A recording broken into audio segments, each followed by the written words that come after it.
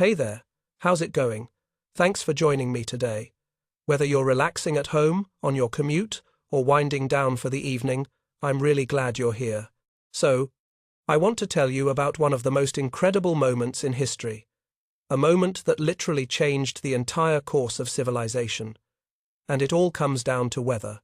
I know, weather doesn't sound like the most exciting topic for a story, but trust me on this one. By the time we're done today, you're going to see how a couple of storms completely rewrote the history books and created one of the most mind-blowing alternate timelines you've ever heard. Picture this. It's August 15th, 1274. You're a Japanese sentry standing on the beaches of Hakata Bay, just doing your regular patrol. Maybe you're thinking about dinner, or wondering when your shift ends. And then you look out at the horizon. Your blood runs cold. The ocean is filling with ships, not just a few ships, hundreds of them. More ships than anyone in Japan has ever seen in one place. 900 vessels stretching across the water like a floating city, their sails dark against the morning sky. And you realize, with growing terror, that every single one of those ships is heading straight for your homeland.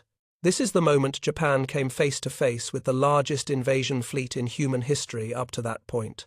The ships carried warriors from the most powerful empire the world had ever known, an empire that had never, and I mean never, failed to conquer whatever it set its sights on. But here's the thing that's going to blow your mind. This story doesn't end the way anyone expected. Not the Japanese defenders, not the Mongol invaders, and certainly not the historians who came after. Because what happened next was so unlikely, so perfectly timed, that people are still arguing about whether it was pure chance or divine intervention.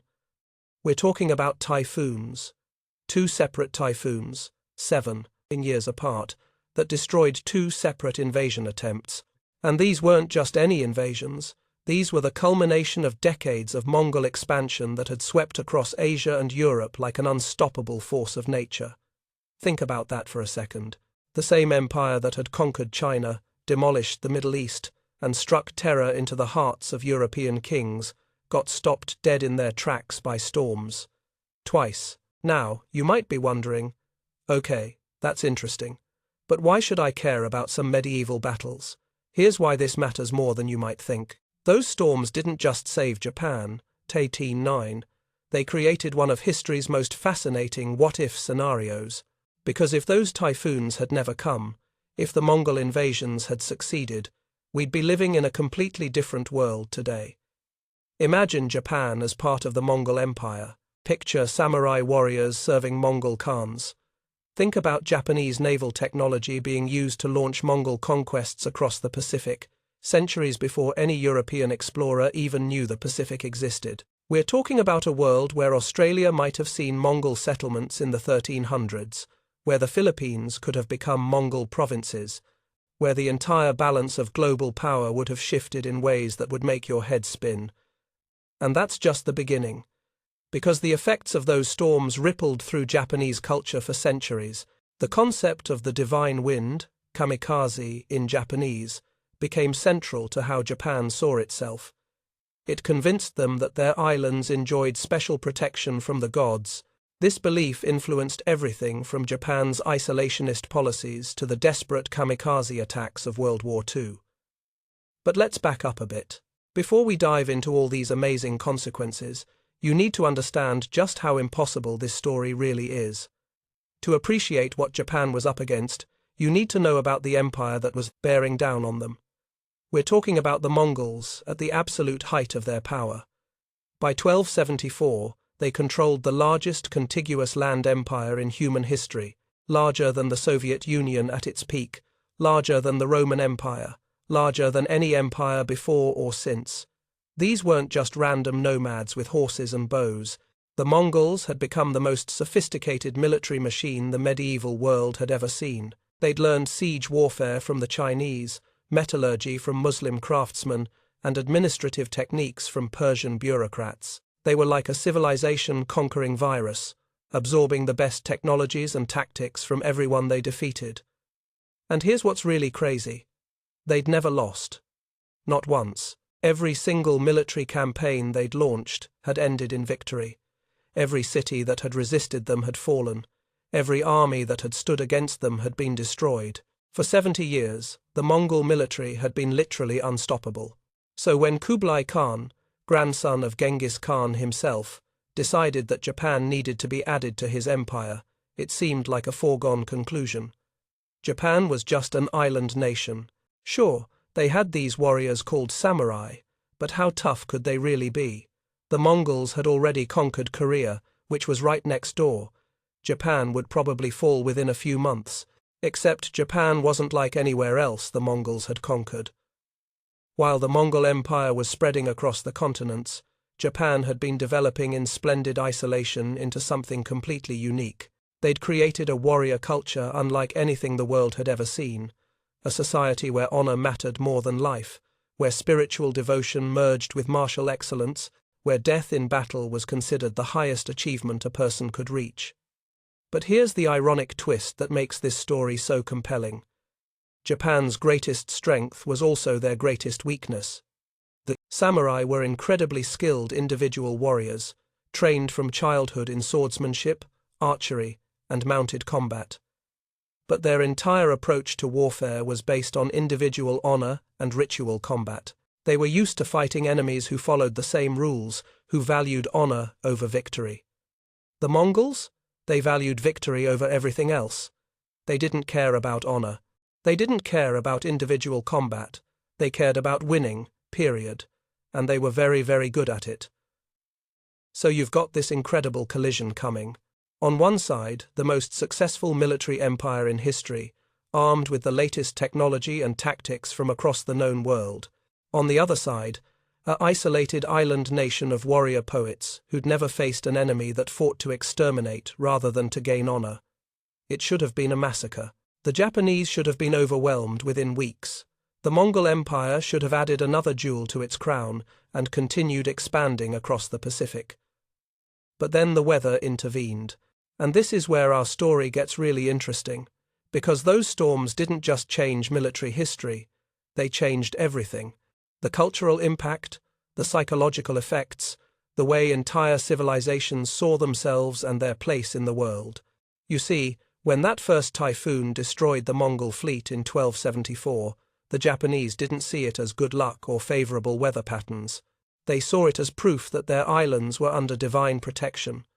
The gods themselves had risen up to defend Japan against foreign invasion. This wasn't just a comforting thought. It became a core part of Japanese identity that lasted for centuries.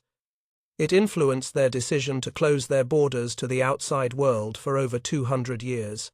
It shaped their response to European contact in the 1500s.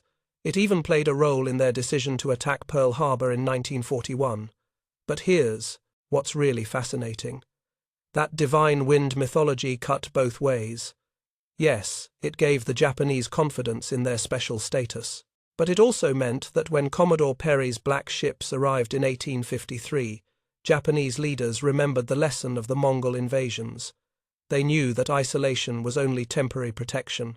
They chose adaptation over resistance, leading to Japan's rapid modernization in the late 1800s. Now, imagine if those storms had never come. Picture a world where Japan becomes part of the Mongol Empire in 1275. The ripple effects would have been absolutely staggering. First, you'd have Japanese naval expertise serving Mongol expansion. The Japanese were already skilled shipbuilders and navigators. Under Mongol direction, with access to Chinese resources and technology, they could have revolutionized oceanic exploration. We might be talking about Mongol colonies in Southeast Asia, the Philippines, even Australia, centuries before Europeans ever reached those waters. The cultural fusion alone would have been incredible. Imagine Buddhist temples sharing space with Mongol shamanic sites. Picture samurai adopting Mongol cavalry tactics while Mongol nobles learn Japanese poetry and tea ceremony. The rigid Japanese caste system might have softened under Mongol meritocracy, while Mongol administration could have gained Japanese efficiency and attention to detail. Most dramatically, Japan would never have closed itself off from the world. When European explorers finally reached the Pacific in the 1500s, instead of finding an isolated feudal nation, They would have encountered a cosmopolitan trading empire connected to markets from Southeast Asia all the way to Central Asia. Think about how that would have changed the age of exploration. European powers might have found themselves competing not just with each other, but with an established Mongol-Japanese maritime empire that had centuries of experience in Pacific navigation and trade. The technological implications are mind-blowing too. Japanese metallurgy combined with Mongol military innovation could have produced weapons and tools centuries ahead of their time. The cultural exchange might have accelerated scientific and mathematical development across the entire empire. But perhaps most significantly, the entire psychological development of East Asia would have been different. Without the successful resistance to Mongol invasion, Japan wouldn't have developed its sense of divine protection and unique destiny. China might not have seen itself as the center of the world if it had been sharing imperial power with Japan for centuries. Korea's relationship with both nations would have been completely transformed. This is why those storms in 1274 and 1281 rank among the most consequential weather events in human history. They're right up there with the storms that scattered the Spanish Armada or the winter that destroyed Napoleon's Russian campaign. Single environmental events that redirected the entire course of civilization. And here's what makes this story even more incredible. It almost happened twice. The first invasion in 1274 was like a preview of the apocalypse. 900 ships, 23,000 warriors, Chinese siege engines launching explosive bombs that the Japanese had never seen before. The fighting was brutal and desperate, and just when it looked like the defenders might be overwhelmed, an autumn storm destroyed the entire Mongol fleet. You'd think that would be the end of it, right? Divine intervention, lesson learned, time to move on. But Kublai Khan wasn't the type to give up easily. He spent 7 years planning an even more massive invasion, and when it came in 1281, it was beyond anything the world had ever seen. 4,400 ships, 140,000 warriors. The largest naval invasion in history until D-Day in World War II. For 2 months, the largest army ever assembled at that point fought desperately entrenched Japanese defenders who knew they were fighting for the very survival of their civilization. And then, just when defeat seemed absolutely certain, another massive typhoon struck. The second divine wind annihilated the second invasion even more completely than the first. The coincidence is so incredible that it almost sounds made up. What are the odds of 2 separate typhoons destroying 2 separate invasion attempts 7 years apart? It's the kind of thing that would be rejected as unrealistic if you put it in a novel. But it happened. And because it happened, we live in the world we do today, instead of the fascinating alternate timeline where Japan becomes the eastern edge of the Mongol Empire. This is a story about the power of single moments to change everything, about how geography, weather, and sheer chance can redirect the course of human civilization, about how the mythology created by these events continues to shape international relations and cultural identity today. Over the next 6 chapters, we're going to explore every aspect of this incredible story. We'll dive deep into the Mongol war machine that conquered everything in its path. We'll discover the unique warrior culture of medieval Japan that was unlike anything else on Earth. We'll experience the terror and drama of the invasions themselves. We'll explore the alternate timeline where Japan becomes Mongol and see how that would have changed world history. We'll trace how the mythology of the divine wind shaped Japanese culture for centuries, and we'll understand why this 700-year-old story still matters in our modern world.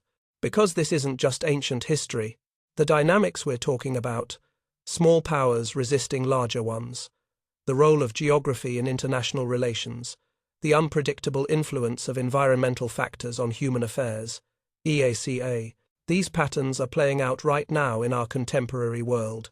So, buckle up.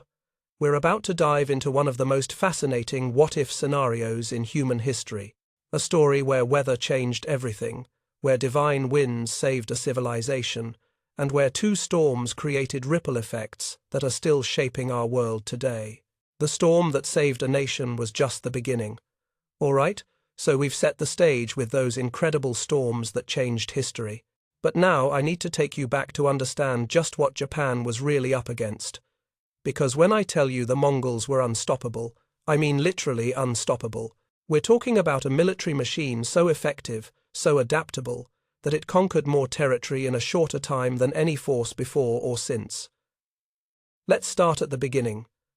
1206. Picture the wind-swept steppes of Mongolia, endless grasslands stretching to the horizon, populated by scattered nomadic tribes, who spend most of their time fighting each other over grazing rights and stolen horses. Not exactly the place you'd expect a world empire to begin, right? But then something extraordinary happens. A man named Temujin manages to unite these fractious tribes under his leadership. He takes the name Genghis Khan, EIS, which means universal ruler, and that's not just wishful thinking. This guy is about to prove that title is completely accurate. Now, here's what's absolutely mind-blowing about what happens next. In just 70 years, that's less than a human lifetime, Mongol armies sweep from Korea in the east to Poland in the west, from the frozen forests of Siberia down to the jungles of Vietnam. They demolish the Great Wall of China like it's made of paper. They reduce Baghdad, one of the greatest cities in the world, to smoking rubble. They strike terror into the hearts of European kings who thought their continent was the center of civilization. Think about that scale for a moment. We're talking about an empire that eventually spans 24 million square kilometers. To put that in perspective, that's larger than the Soviet Union at its peak, larger than the entire continent of North America. It's the largest contiguous land empire in human history, and they built it in less time than it takes for a person to go from birth to old age. But here's the thing that makes this even more incredible. They didn't just conquer territory and move on. The Mongols were like the ultimate learning machine. Every civilization they defeated taught them something new, and they absorbed those lessons faster than anyone thought possible. When they conquered Chinese cities, they didn't just loot them and leave. They studied Chinese siege warfare, learned how to build and operate massive catapults and trebuchets. Suddenly, Mongol armies could knock down any wall, no matter how thick or high. When they overran Muslim territories in Central Asia, they didn't just steal the gold. They recruited Muslim engineers and mathematicians, absorbed Islamic administrative techniques, learned advanced metallurgy that made their weapons sharper and stronger. When they swept into Eastern Europe, they didn't just burn and pillage. They studied European heavy cavalry tactics, learned how to forge better armor, figured out how to adapt their lightning-fast horse archery to work against European knights. It's like they had this incredible ability to take the best of every culture they encountered and make it part of their own military machine. By 1274, when Kublai Khan is preparing to invade Japan, the Mongol Empire isn't just a collection of horse warriors anymore. It's become the first truly global military force, equipped with the most advanced technology from across the known world. And speaking of Kublai Khan, this is Genghis Khan's grandson we're talking about, the guy who completed the conquest of China and established the Yuan dynasty. By the time he sets his sights on Japan, he's not just the ruler of Mongolia, he's the emperor of China, with all the resources and technology that implies. This is crucial to understanding what Japan was facing. Kublai Khan didn't just have Mongol horsemen at his disposal. He had Chinese naval technology, massive treasure fleets that could carry thousands of warriors across the ocean, Chinese engineers who could build siege engines capable of destroying any fortification, Chinese administrators who knew how to govern vast populations and extract resources efficiently. Picture this. Chinese shipyards working around the clock to build the largest naval invasion force the world has ever seen. Korean shipwrights contributing their expertise in ocean-going vessels. Mongol military planners adapting their proven tactics for amphibious warfare. It's like the ultimate military-industrial complex, drawing on the expertise of the entire known world. And here's what makes their track record so terrifying. They had never failed. Not once. Every single military campaign the Mongols had launched had ended in complete victory. Every city that had tried to resist them had fallen. Every army that had stood against them had been utterly destroyed. Let me give you some examples of just how devastating Mongol warfare could be. When they besieged Kiev in 1240, they used Chinese siege engines to knock down the walls. then systematically destroyed the entire city. A traveller who passed through 6 years later reported that he could find only 600 houses left standing in what had been one of Europe's greatest cities. When they conquered the Khwarezmian Empire in Central Asia, they didn't just defeat the armies, they erased entire cities from existence. Places like Urgench and Merv, major trading centres with hundreds of thousands of inhabitants, were so thoroughly destroyed that they never recovered. We're talking about genocide on an industrial scale, carried out with ruthless efficiency. But here's what's really chilling. The Mongols didn't do this out of mindless brutality. It was calculated psychological warfare. They would completely destroy one city to terrify 10 others into surrendering without a fight. It was more efficient than having to besiege every fortification individually. And it worked. Word would spread ahead of Mongol armies about the fate that awaited anyone who resisted. Cities would surrender the moment Mongol scouts appeared on the horizon. Entire kingdoms would submit without firing a single arrow. The Mongols had weaponized terror itself. Now, you might think this kind of approach would only work against civilizations that weren't used to warfare. But the Mongols defeated everyone: Chinese armies that had been perfecting military technology for thousands of years, Muslim forces that had conquered from Spain to India, European knights who considered themselves the finest warriors on earth. The secret wasn't just their horsemanship or their archery, though those were certainly formidable.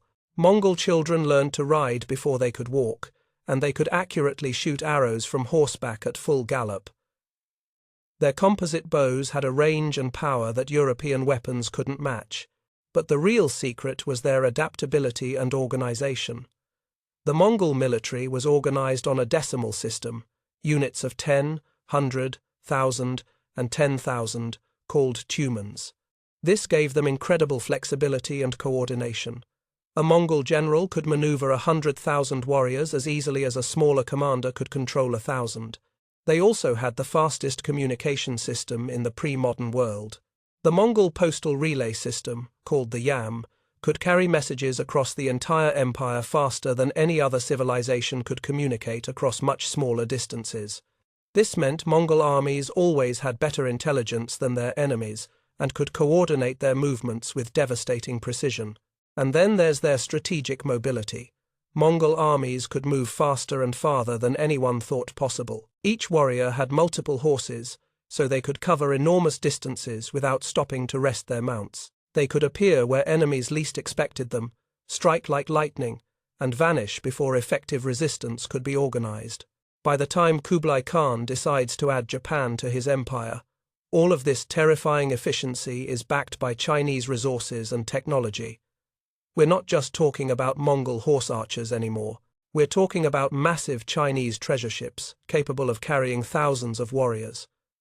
Chinese siege engines that can destroy any fortification. Chinese naval tactics that had been developed over centuries of warfare. The invasion fleet that set sail for Japan in 1274 represents the culmination of everything the Mongols had learned about conquest over 70 years of continuous warfare.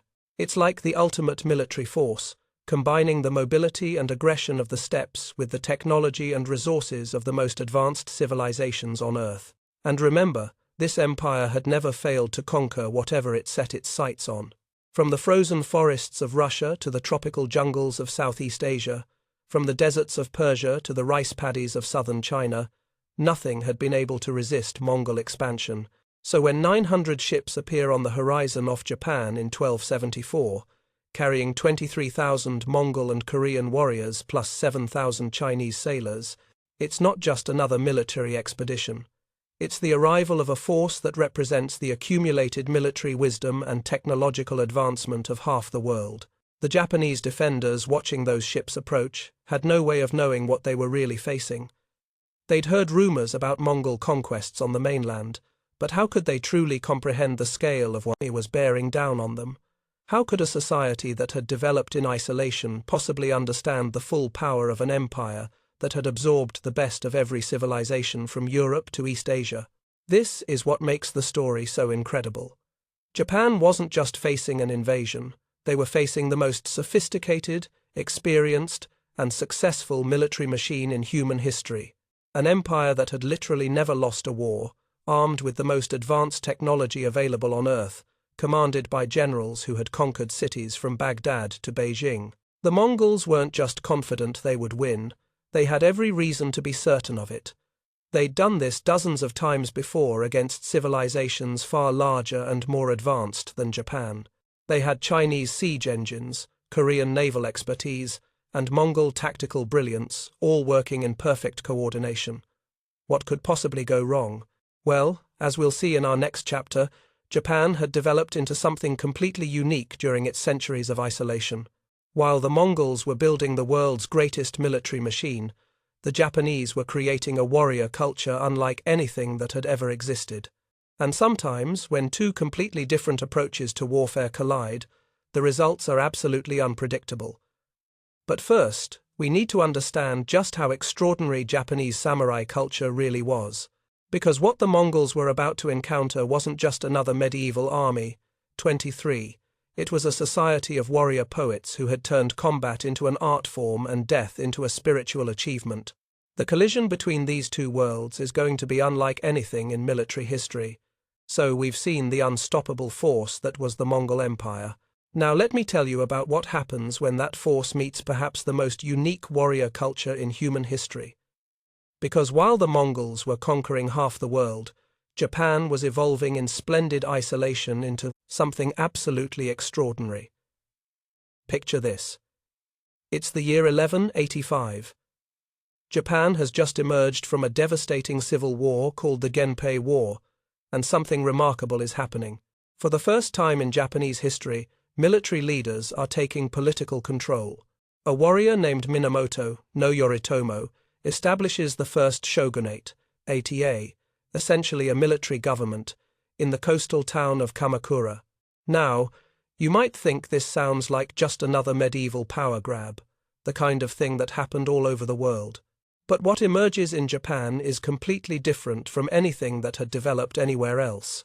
They're creating a society where spiritual devotion merges with martial excellence, where poetry and swordsmanship are equally valued, where the highest achievement a person can reach is to die beautifully in battle. This is the birth of the samurai class as we know it. The word samurai literally means those who serve. But these aren't just professional soldiers. They're warrior poets, bound by an intricate code of honor that values death over dishonor, loyalty over life, and spiritual perfection through martial discipline. Let me paint you a picture of what samurai training actually looked like. Imagine a young boy, maybe 7 or 8 years old, beginning a regimen that will shape every aspect of his life. He starts each day before dawn with meditation, learning to quiet his mind and face the prospect of death without fear. Then comes physical training, not just sword work, but mounted archery, spear fighting, grappling, and horsemanship. But here's what makes this really unique. The spiritual and artistic training is just as intensive as the martial training. These future warriors spend hours practicing calligraphy, learning to compose poetry, studying Buddhist philosophy, and mastering the tea ceremony. The idea is that a true warrior must be refined in all aspects of human achievement, not just killing. The weapons they master are works of art in themselves. The katana, 280, that curved Japanese sword we all recognize, isn't just a piece of metal. It's the result of a forging process so complex and sophisticated that it takes master swordsmiths decades to perfect. The steel is folded thousands of times, creating layers that give the blade incredible strength and flexibility. The edge becomes so sharp it can cut through silk scarves floating in the air, while the spine remains flexible enough to absorb tremendous impact without breaking. And the way they use these swords is equally refined. Samurai sword techniques aren't just about hacking and slashing. They're based on precise movements, perfect timing, and an almost spiritual understanding of distance and angle. A master swordsman can draw his blade, make a killing cut, and resheath the weapon in one fluid motion faster than the eye can follow. But swordsmanship is just one aspect of samurai martial training. They also master mounted archery, archery 7Ts, the ability to accurately shoot arrows from horseback while galloping at full speed. This requires an incredible combination of horsemanship, upper body strength, and hand-eye coordination. A skilled samurai archer can hit man-sized targets consistently while riding at a full gallop. Then there's the naginata, a long-handled weapon with a curved blade that's like a cross between a spear and a sword. In the hands of a master, a naginata can slice through armor and bone with devastating effect. Samurai women often specialized in naginata combat, and they were absolutely formidable opponents. But perhaps the most important weapon in the samurai arsenal isn't made of steel at all. They does it lot. It's their psychological conditioning. From childhood, samurai are taught that death in battle is not just acceptable, it's the highest honor they can achieve. They practice a form of ritual suicide called seppuku, learning to face death with such composure that their enemies will be awed by their courage even in defeat. This creates a warrior mindset that's almost impossible for people from other cultures to understand. These aren't soldiers fighting for pay or glory or conquest. They're spiritual warriors who see battle as a form of religious discipline, a way to achieve enlightenment through the ultimate test of courage and skill. The code that governs their behavior, RPA, later called Bushido, the way of the warrior, emphasizes loyalty, honor, courage, and self-sacrifice above all else. A samurai would rather die than betray his lord, rather suffer defeat than act dishonorably, rather commit suicide than live with shame. Now, here's where this gets really interesting from a military perspective. Samurai warfare follows very specific rituals and customs that are completely different from anything the Mongols have encountered.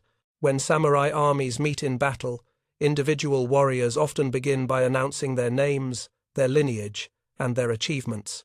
They're looking for worthy opponents for single combat, not trying to achieve tactical objectives through coordinated unit action.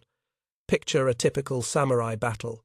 Warriors ride out between the armies and call challenges to each other. I am Takeshi of the Minamoto clan, descendant of the emperor, veteran of 12 battles. Who among you is worthy to face me? Then 2 mounted warriors charge each other with bow and sword, while both armies watch and judge their performance. After the combat, the victor might take the head of his opponent as a trophy, but only if the opponent fought bravely. A coward's head brings no honor. The heads of worthy opponents are displayed with respect, sometimes even with poems praising their courage. This ritualistic approach to warfare creates incredible individual skill and courage, but it also creates some serious tactical limitations. Samurai armies aren't trained for coordinated unit action the way Chinese or European forces are.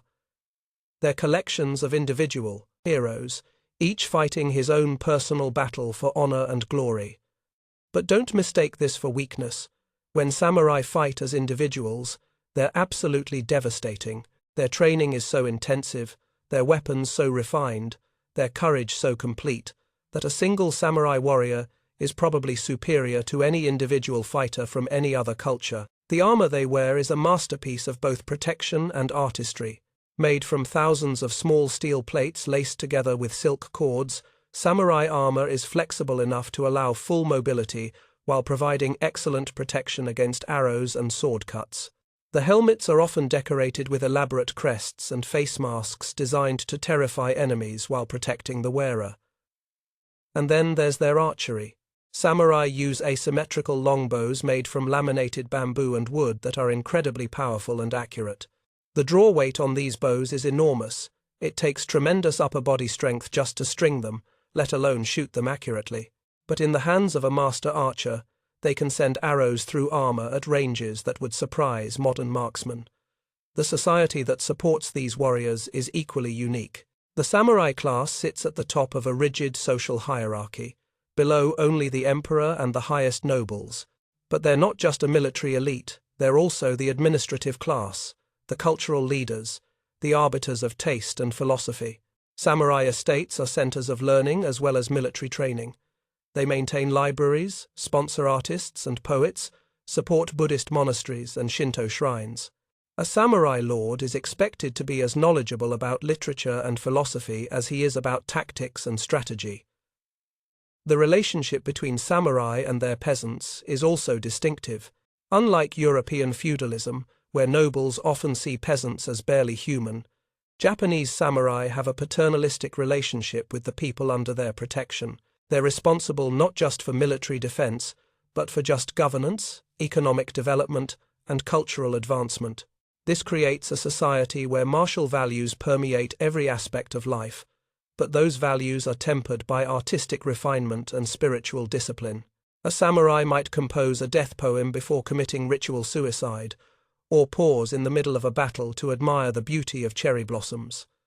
The religious dimension is crucial to understanding samurai psychology. Most samurai practice a combination of Buddhism and Shinto that emphasizes the impermanence of life and the importance of accepting death with equanimity. They study Zen meditation techniques that help them achieve a state of mind where they can act without hesitation or fear. There are famous stories of samurai who achieve such spiritual mastery that they can sense attacks coming before they happen, who can remain calm and focused, even in the most chaotic battles, who can make life or death decisions in split seconds without doubt or regret. But here's the ironic thing about this incredible warrior culture. Its greatest strength is also its greatest weakness when it comes to facing the Mongols. Everything about samurai warfare is based on the assumption that your enemies share your values, that they'll respect the rules of honorable combat, and that they're fighting for personal glory rather than total victory. The Mongols don't care about honor. They don't respect ritualistic challenges. They don't fight fair. They fight to win, period, and they're very, very good at it. When Mongol armies encounter enemies who insist on individual combat, they simply ignore the challenges and attack with coordinated unit tactics. When enemies expect formal declarations of war, the Mongols launch surprise attacks. When opponents rely on heavy armor and close combat, the Mongols stay at range and shoot them full of arrows. So you've got this incredible collision coming. On one side, the most sophisticated, adaptable, and successful military machine in world history. On the other side, a culture of individual warriors so skilled and courageous that they're almost superhuman, but who've never faced an enemy that doesn't play by their rules. The Mongols are used to adapting their tactics to defeat whatever they encounter. The samurai are used to enemies who fight the way they fight. The Mongols see warfare as a practical problem to be solved efficiently. The samurai see warfare as a spiritual discipline and an art form. When these two completely different approaches to combat finally meet on the beaches of Kyushu, the results are going to be unlike anything in military history. The most unstoppable force the world has ever seen is about to collide with warriors who literally prefer death to defeat. And neither side has any idea what they're really up against. All right, now we get to the main event. Everything we've talked about, the unstoppable Mongol war machine, the unique samurai warrior culture, ITO. It all comes together in one of the most dramatic military confrontations in history. And I have to tell you, what actually happened when these two forces finally met was beyond anything either side could have imagined. November 19th, 1274. Dawn is breaking over Hakata Bay on the island of Kyushu. Japanese sentries, who have been watching the horizon for days, suddenly see their worst fears confirmed. The ocean is dark with ships, 900 vessels stretching across the water like a floating city of war. But let me set the scene for you properly, because this moment is absolutely crucial. The Japanese defenders aren't just facing any ordinary invasion force. These ships carry 23,000 Mongol and Korean warriors, plus 7,000 Chinese sailors who know more about naval warfare than anyone in Japan has ever imagined. This is the culmination of Kublai Khan's planning, the most advanced amphibious assault force the medieval world has ever seen. The Japanese forces waiting on the beaches represent everything we've discussed about samurai culture. These are warriors who have trained their entire lives for this moment, who see this battle as the ultimate test of their courage and skill. They're led by men like Takezaki Suenaga, a samurai who will later commission scroll paintings showing his own heroic actions in the battle. But here's what makes this so dramatic. Neither side really understands what they're facing. The Mongols expect to encounter another medieval army that will crumble under their proven tactics. The Japanese expect to face enemies who will respect the conventions of honorable warfare. Both sides are in for the shock of their lives.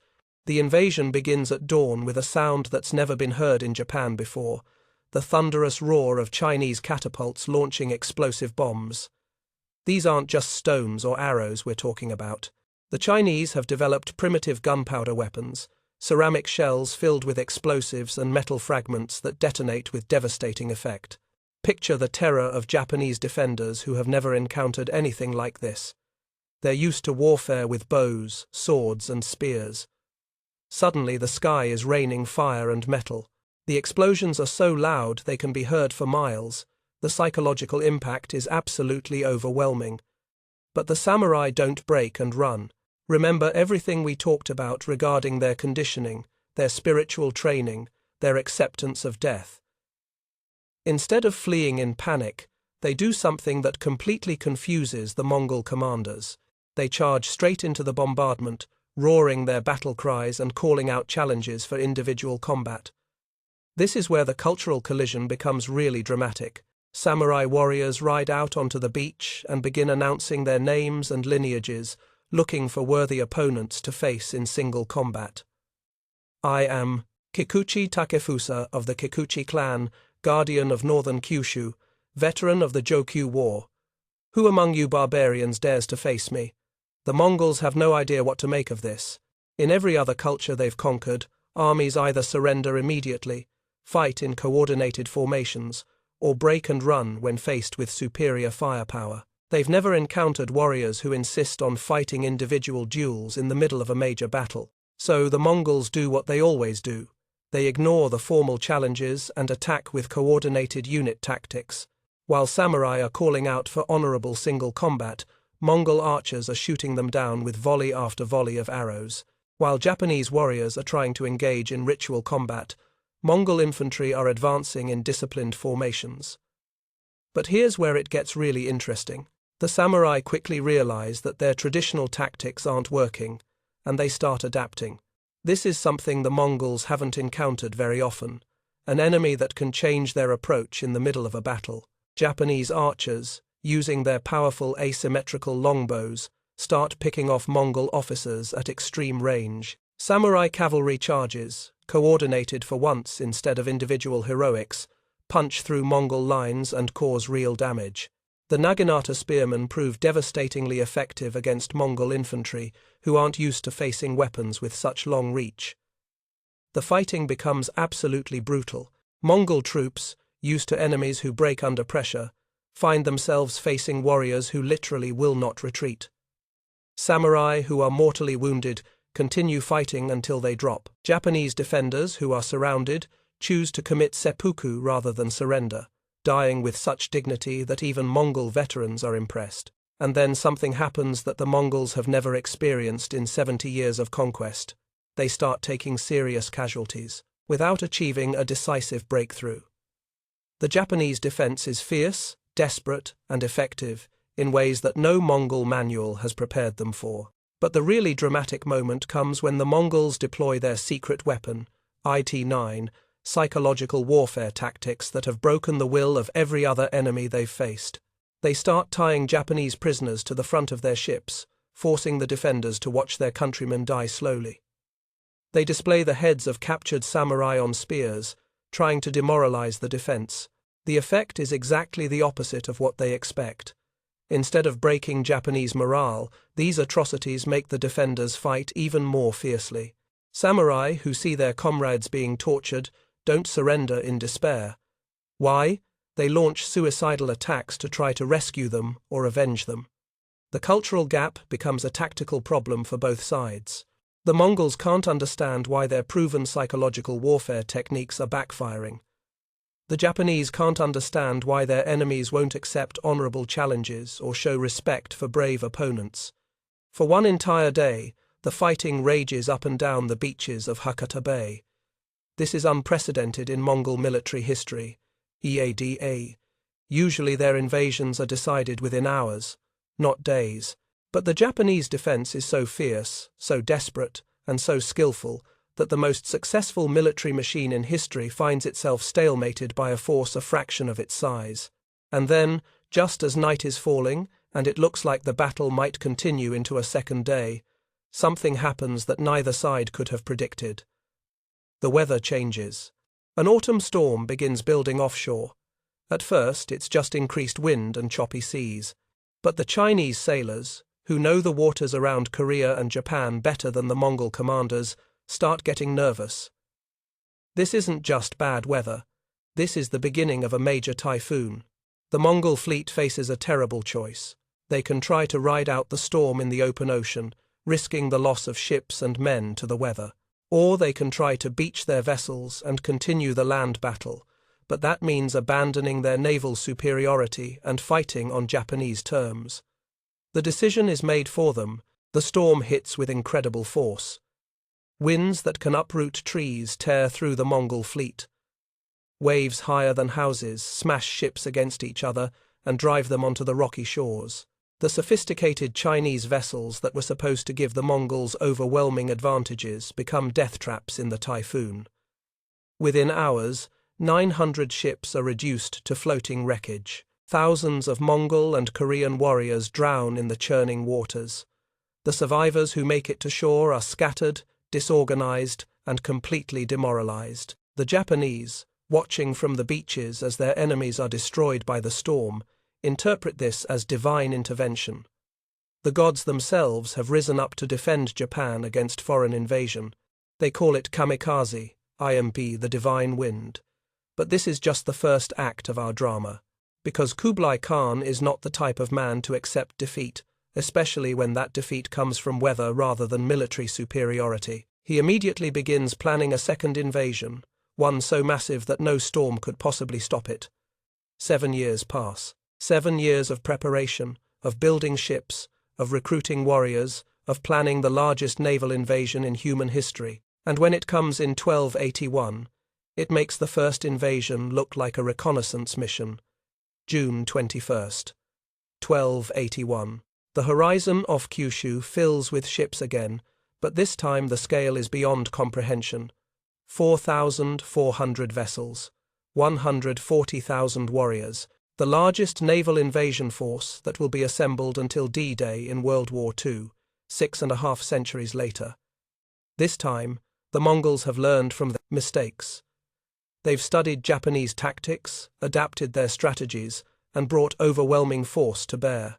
The Japanese have also learned, building defensive walls along the beaches and preparing coordinated tactics instead of relying solely on individual heroism. For 2 months, 60 days, the largest army ever assembled at that point in history fights desperately entrenched Japanese defenders who know they're fighting for the very survival of their civilization. This isn't just a battle anymore. It's a clash between two completely different ways of understanding war, honor, and human nature.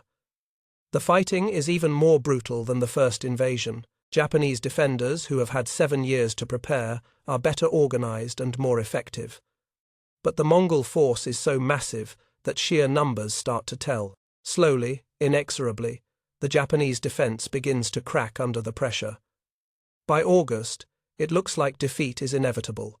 The Japanese have fought with incredible courage and skill, but they're facing an enemy with unlimited resources and reinforcements. Samurai, who have held their positions for weeks, are finally being overwhelmed by fresh Mongol troops. And then, just when total defeat seems certain, the impossible happens again. Another typhoon, another divine wind. This one even more powerful than the first, striking the Mongol fleet with such force that it destroys not just ships but entire sections of the invasion force. The second storm is so devastating that it becomes the worst military disaster in Mongol history. Tens of thousands of warriors drown. The invasion fleet is so completely destroyed that pieces of wreckage wash up on Japanese beaches for years afterward. The psychological impact is enormous.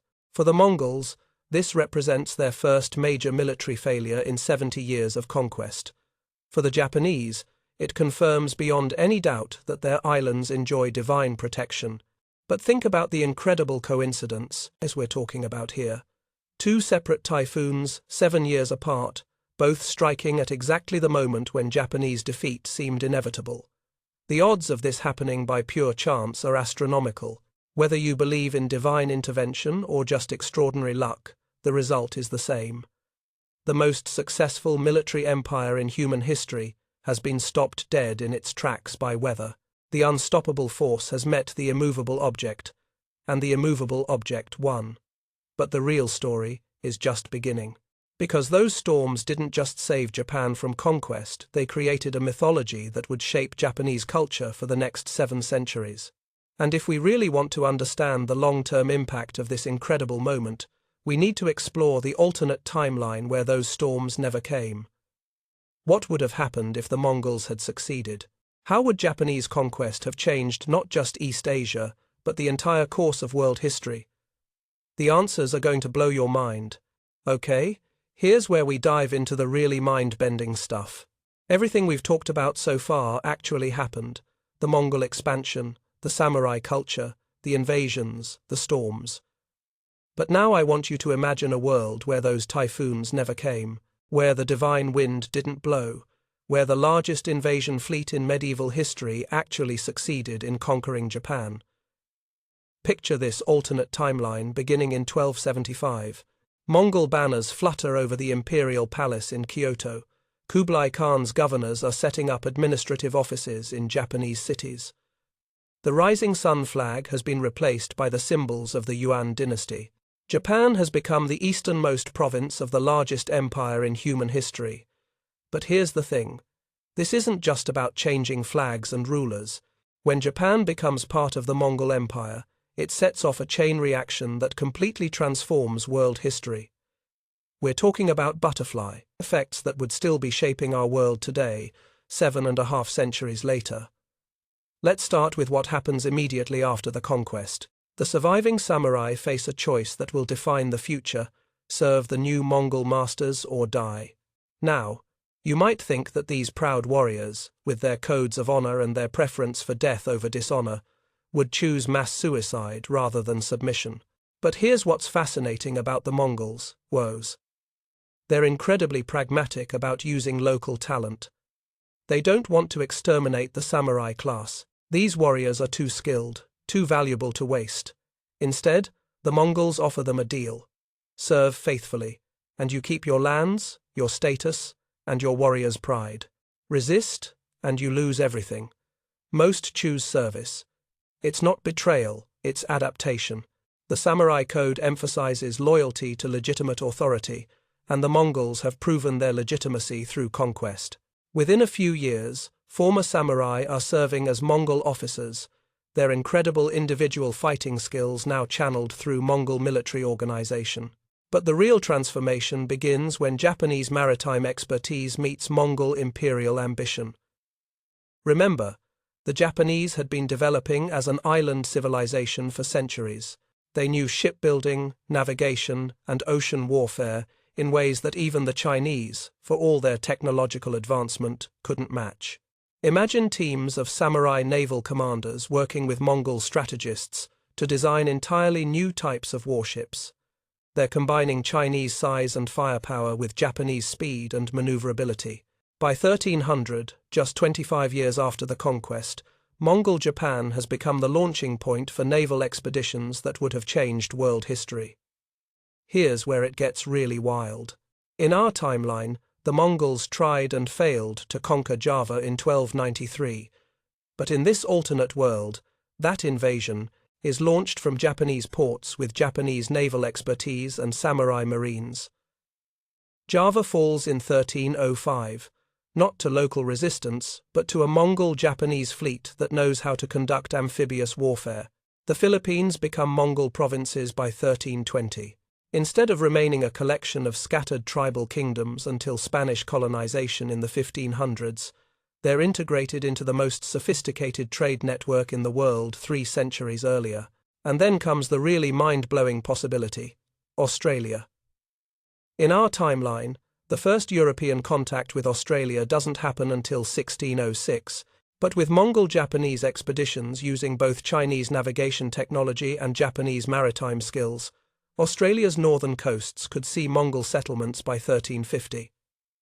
Think about what that means. We're talking about advanced Asian civilizations establishing colonies in Australia 2.5 centuries before any European even knows the continent exists. Instead of being populated by British convicts in the 1700s, northern Australia could have been home to Mongol trading posts, Japanese fishing villages, and Chinese agricultural settlements.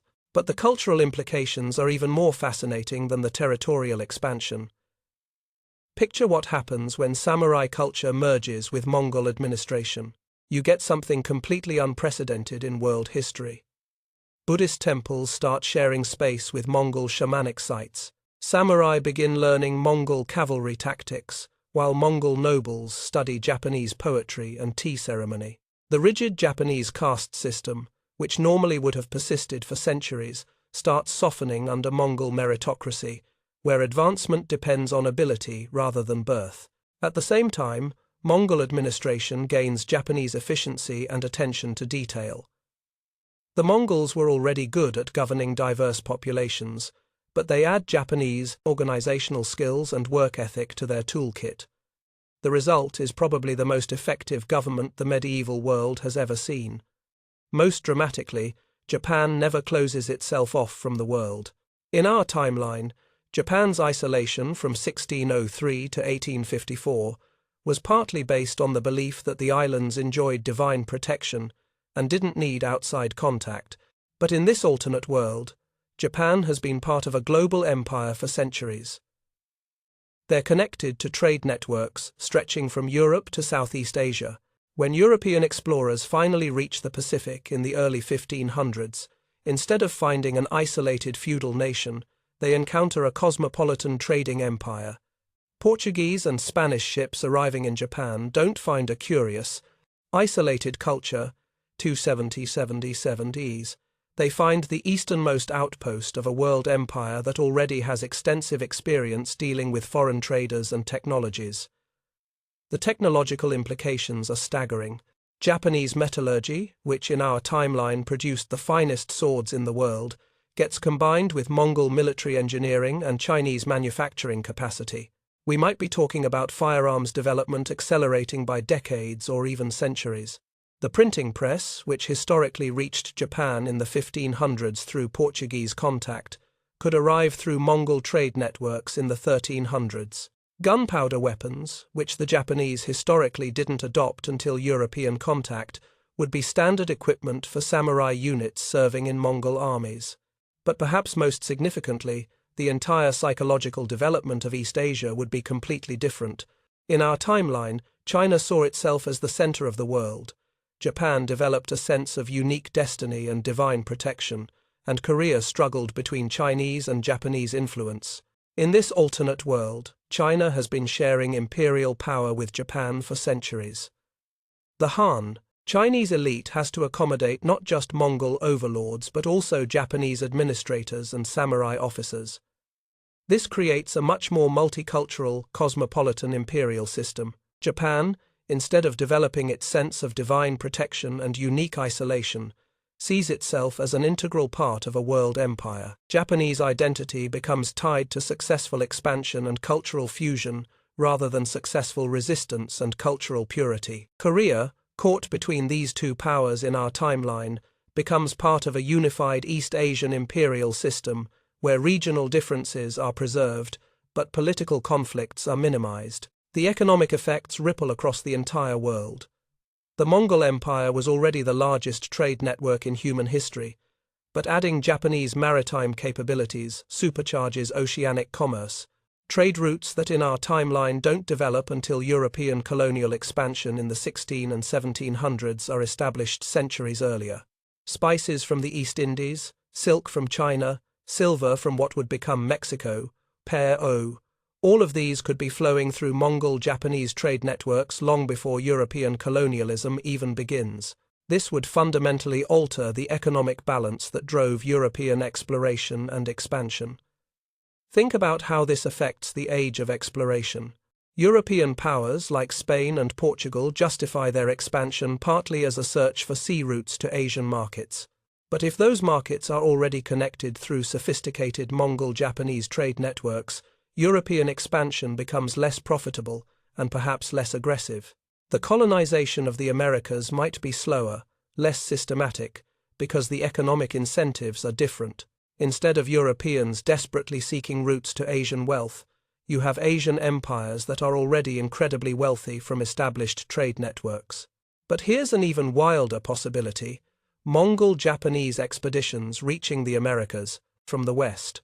If they're establishing settlements in Australia by 1350, and if they're using both Chinese navigation technology and Japanese maritime skills, trans-Pacific voyages become conceivable decades or even centuries before European contact. Imagine Mongol trading posts on the western coast of the Americas in the 1400s. Instead of the Aztec and Inca empires being isolated until European contact, they could be trading with Asian civilizations for generations before Cortés and Pizarro ever set sail. The religious implications are equally profound. Christianity spreads through Europe and eventually reaches the Americas through European colonization.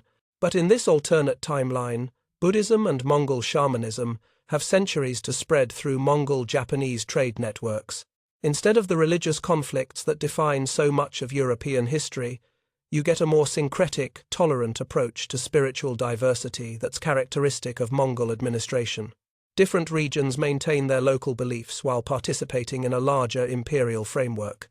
This alternate world reaches its full maturity around 1500, just as European exploration is beginning in our timeline.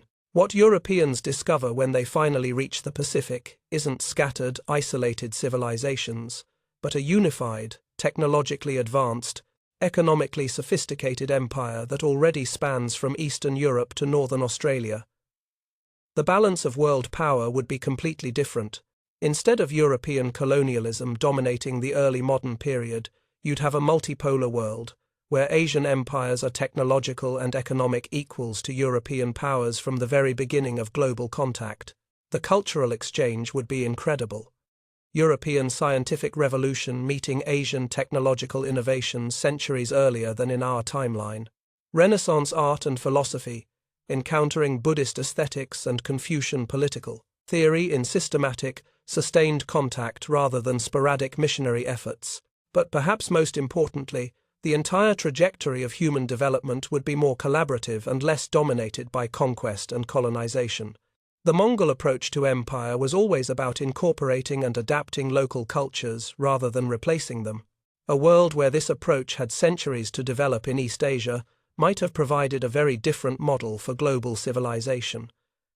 This is the world that two typhoons prevented from existing. These are the possibilities that died in the storms of 1274 and 1281. When those divine winds saved Japan from Mongol conquest, they didn't just preserve Japanese independence, IPSR. They locked in a completely different pattern of world development. But those storms also created something else, a mythology that would shape Japanese culture for centuries and continue to influence international relations today. The story of how that mythology developed and why it still matters is what we're going to explore next. So we've explored the incredible alternate timeline that could have been. But now we need to talk about what actually did happen as a result of those miraculous storms. Because the typhoons that destroyed the Mongol invasions didn't just save Japan from conquest, they created a national mythology so powerful that it shaped Japanese culture for the next 7 centuries and continues to influence international relations today. The concept of kamikaze, 27, the divine wind, becomes absolutely central to how the Japanese see themselves and their place in the world. This isn't just a historical footnote we're talking about. This becomes the foundation of Japanese national identity, the core belief that their islands enjoy special protection from the gods themselves. Think about what this must have felt like for the people who lived through it. You've just watched the most powerful military force in human history arrive at your shores with overwhelming strength. You've fought desperately against impossible odds, and just when defeat seems certain, the weather itself rises up to destroy your enemies. Not once, but twice. How do you process an experience like that? How do you make sense of such an incredible coincidence? For the Japanese, the answer is clear. This wasn't coincidence at all. This was divine intervention on a scale that proves beyond any doubt that Japan holds a special place in the cosmic order. The successful resistance becomes proof that the Japanese are a chosen people, that their islands are sacred territory protected by the kami, the Shinto gods, and that foreign invasion is not just militarily difficult but spiritually impossible. The storms don't just defeat the Mongols, Resage, they validate an entire worldview about Japanese uniqueness and divine destiny. This belief system becomes so embedded in Japanese culture that it influences every major decision the nation makes for the next 6 centuries. When the Tokugawa shogunate implements its famous isolation policy from 1603 to 1854, closing Japan to almost all foreign contact, the policy rests partly on the conviction that Japan doesn't need the outside world. Divine protection makes the nation self-sufficient. The Sakoku isolation policy isn't just about preventing foreign interference or maintaining political stability. It's based on a fundamental belief that Japan is different from other nations, that it enjoys special divine favor that makes it unnecessary to engage with foreign powers as equals. But here's where the mythology gets really fascinating. It actually preserves crucial historical lessons, even while creating dangerous overconfidence.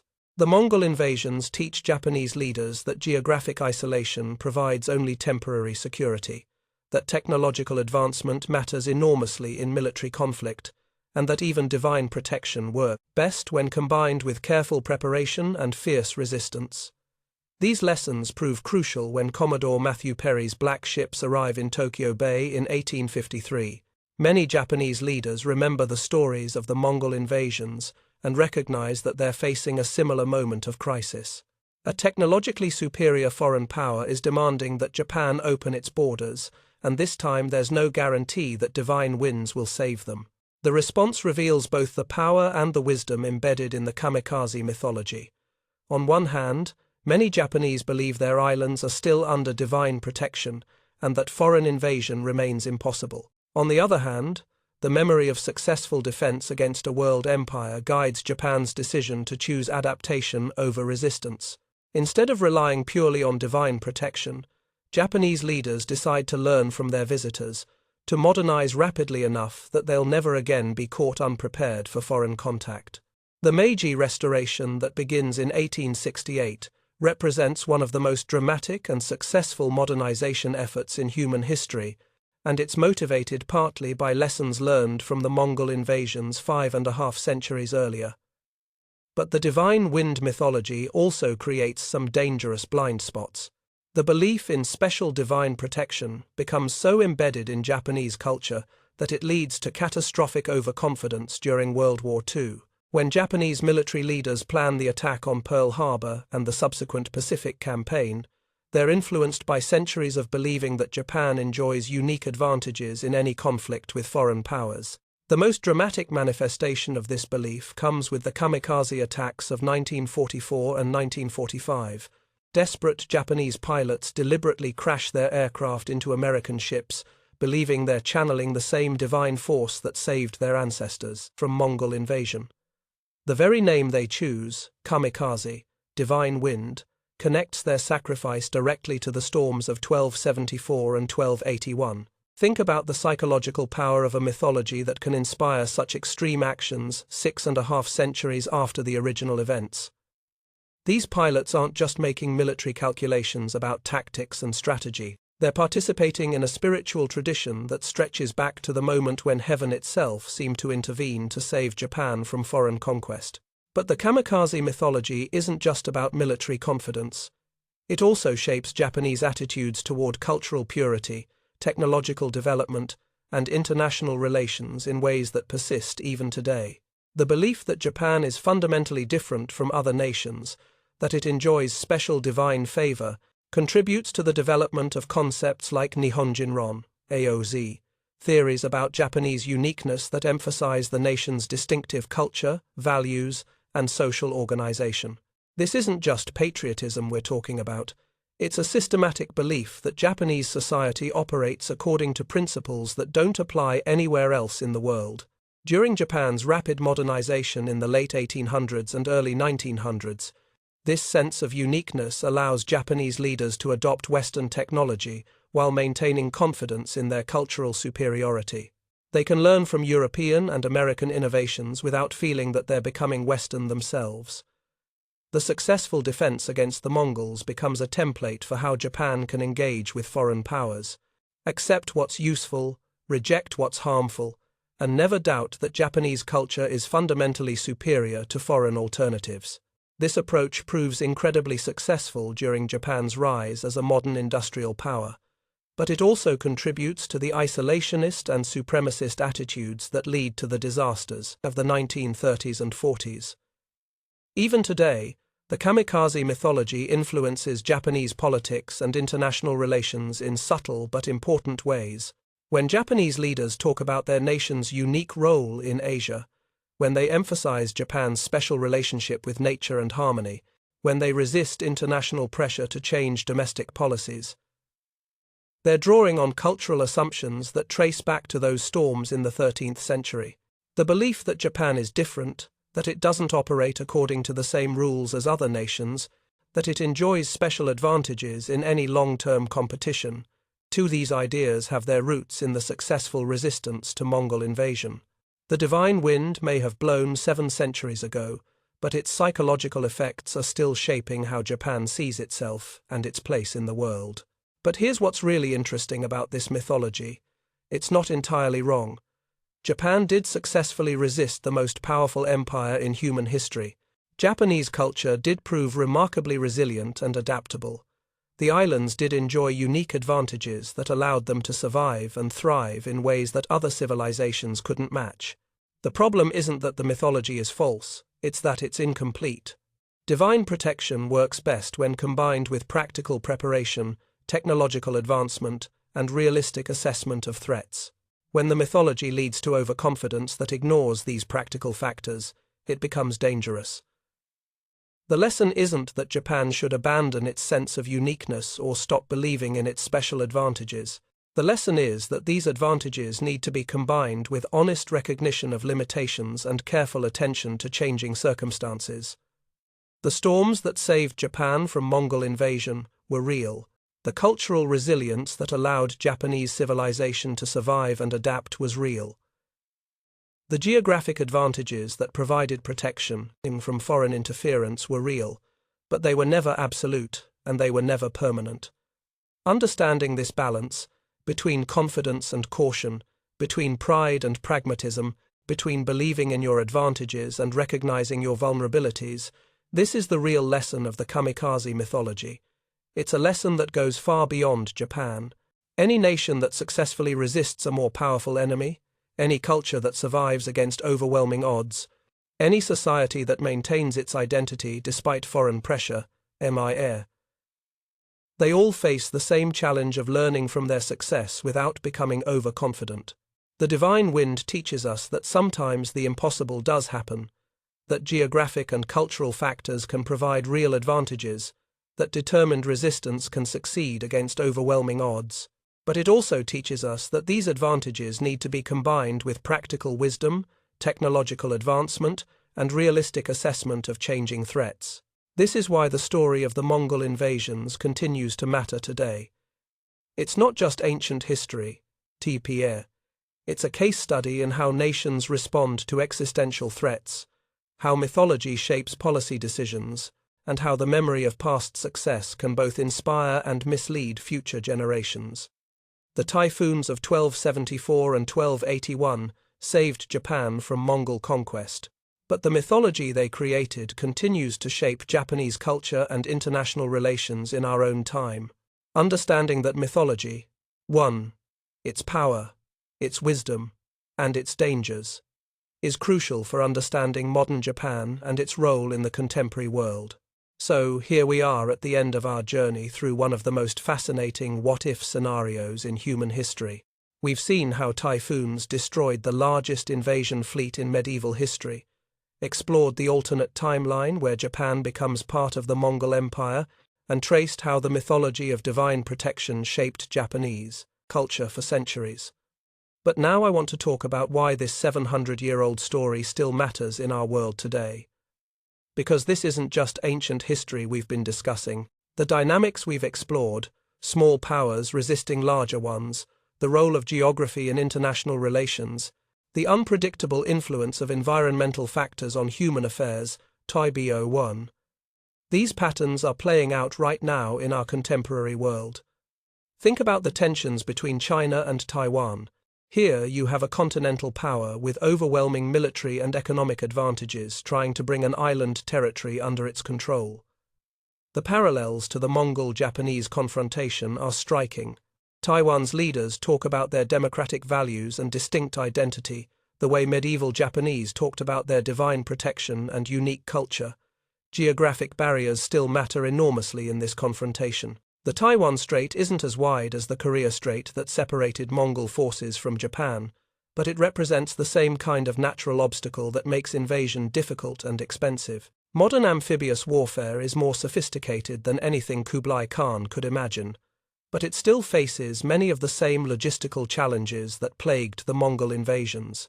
And just like the medieval Japanese, Taiwan's defenders are counting on factors beyond pure military calculation: EAHE, international support, economic interdependence, and the political costs of invasion. These aren't divine wins, but they represent the same kind of external factors that can change the outcome of seemingly one-sided confrontations. Or, look at the tensions between Russia and Ukraine. Once again, we see a larger continental power attempting to control a smaller neighbor that has developed its own sense of national identity and independence. The Ukrainian resistance draws on many of the same sources of strength that sustained Japanese defenders: ODR, cultural cohesion, knowledge of local terrain, and the advantages that come from fighting for survival rather than conquest. These modern conflicts remind us that the basic dynamics of international relations haven't changed as much as we might think.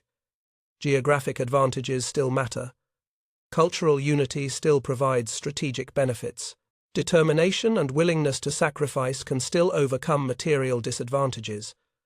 But the Mongol invasions of Japan also teach us about the unpredictable role of environmental factors in human affairs.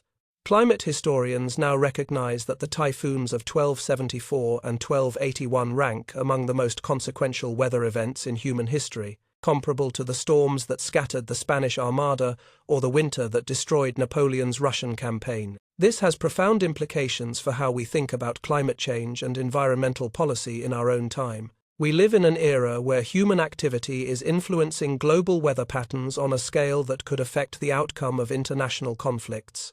Rising sea levels, changing storm patterns, extreme weather events, TMAZA. These environmental factors could shape geopolitical outcomes just as dramatically as medieval typhoons shaped East Asian history.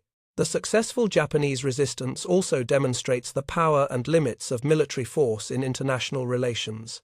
The Mongol Empire represented the absolute pinnacle of military efficiency and technological advancement in the 13th century.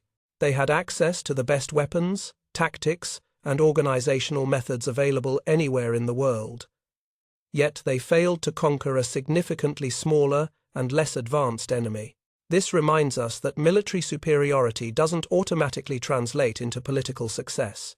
Modern superpowers with overwhelming technological advantages can still find themselves stalemated by smaller opponents who have greater motivation, better knowledge of local conditions, and more willingness to accept casualties. Think about American experiences in Vietnam, Afghanistan, and Iraq. In each case, the world's most technologically advanced military found itself unable to achieve decisive victory against opponents who were willing to fight longer and sacrifice more than the invading force could sustain. The lesson isn't that military power doesn't matter. The Mongols came very close to succeeding, and modern military advantages are still enormously important.